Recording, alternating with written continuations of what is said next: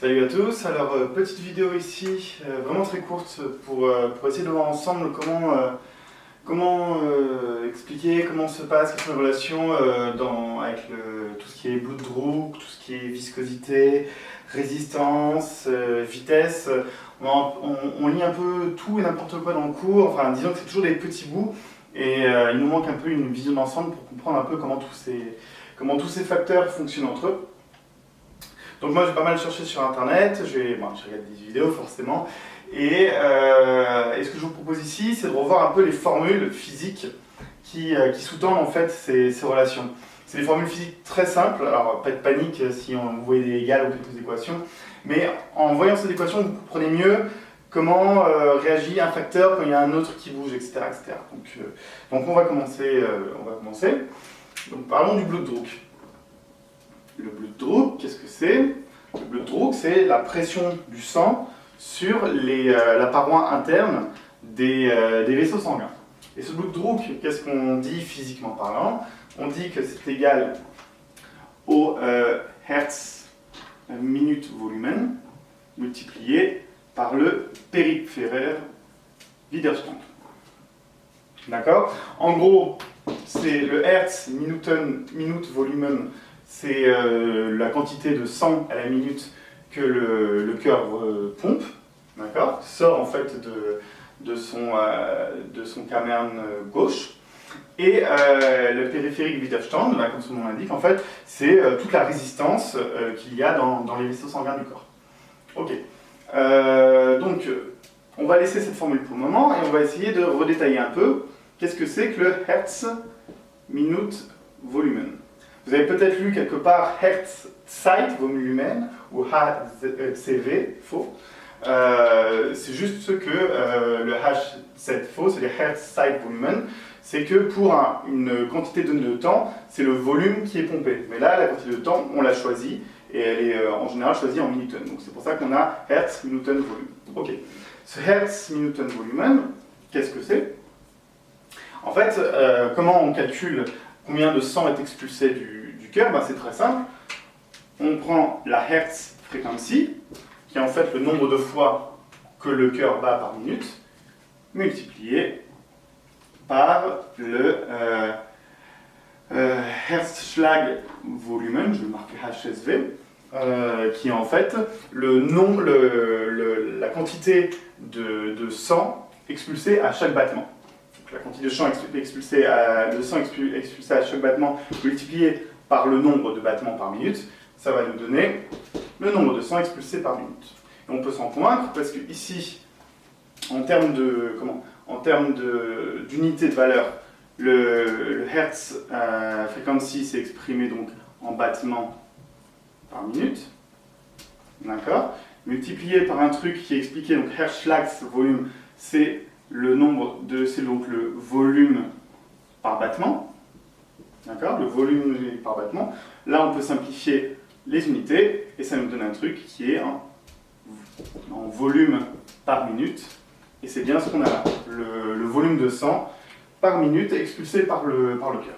Ok. Donc la Hertz frequency, ça peut être modifié par le système sympathique ou parasympathique.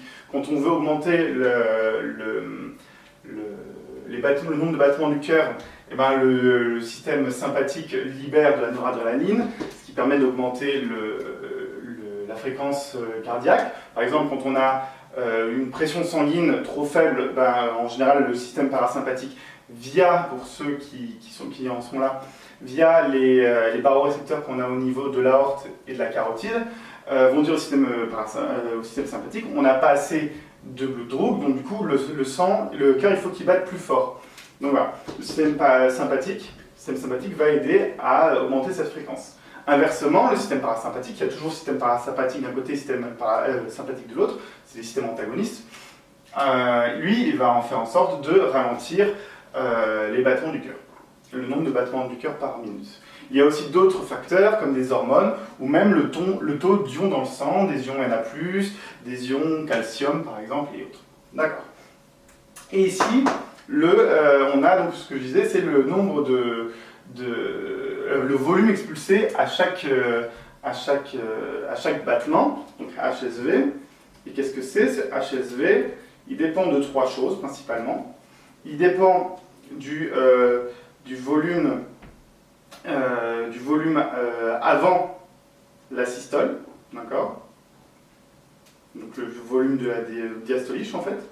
Il dépend de la contractilité du cœur, c'est-à-dire la puissance musculaire des muscles du cœur, d'accord? Contractilité.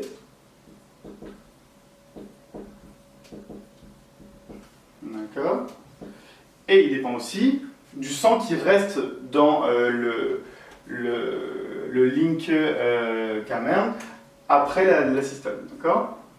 Sang restant en fait. Ok? Alors le sang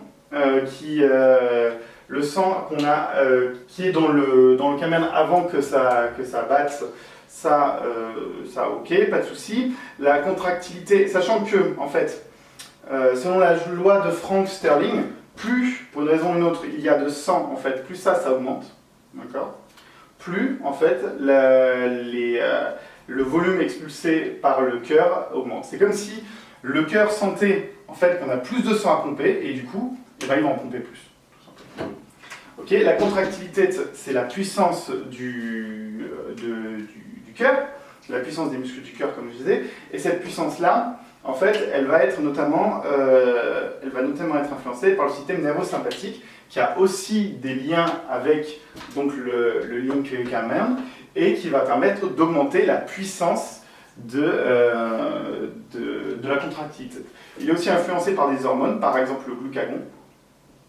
C'est un side effect, si je puis dire, et la présence de glucagon va permettre une contractilité plus forte. Donc on se doute bien que si la puissance du cœur, des muscles du cœur augmente, eh bien ça va augmenter aussi le volume de sang qui sort à chaque battement. Ok, et le sang restant, c'est après la systole en réalité, qu'on a pompé à l'intérieur du camerne, il reste du sang. Et en fait, il reste du sang pourquoi? Parce que quand on a le cœur, donc voilà, je fais le cœur en mode Saint-Valentin, qu'on a l'aorte ici, d'accord, il peut y avoir de la résistance du sang qui se trouve ici, d'accord. Donc le cœur doit pomper à l'extérieur, mais à cause de cette résistance, on va avoir un peu de sang qui va rester dans le cœur. Donc ça va dépendre notamment de est-ce qu'on a déjà une vasoconstriction élevée, donc une hypertension finalement dans le cœur, etc., etc. Dans le corps, je veux dire. Ok, donc ça, bon, c'était pour la petite histoire, mais ce qu'on peut retenir toujours, c'est que le volume de sang expulsé par minute, c'est égal à le nombre de battements de cœur par minute, multiplié par le volume expulsé à chaque battement. Bon, assez simple. Alors, je vais continuer, et on va aborder après des notions assez intéressantes.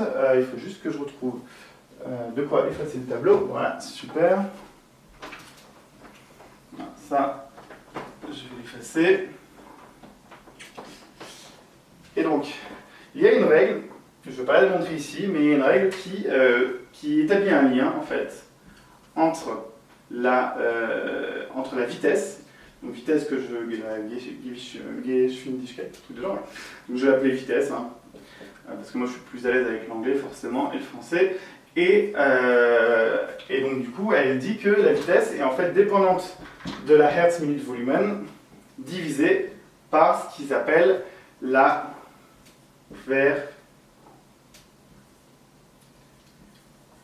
Schrittfläche.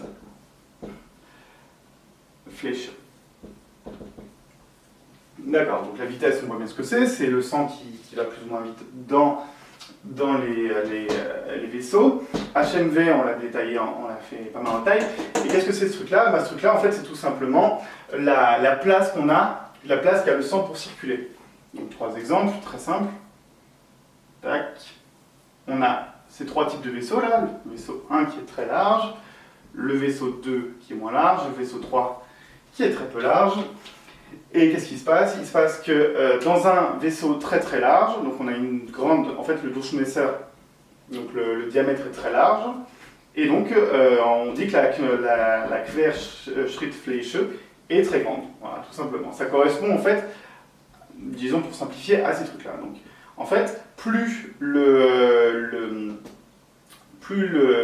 radius Donc ce truc-là dépend forcément du radius, donc du Durchmesser. Plus le radius est petit, plus la vitesse va augmenter. On se dit, bon voilà, j'ai mon tuyau d'arrosage, si je mets le doigt dessus, en fait, il va y avoir une résistance supplémentaire, mais l'eau va partir tout de même et elle va partir plus vite. Ok ?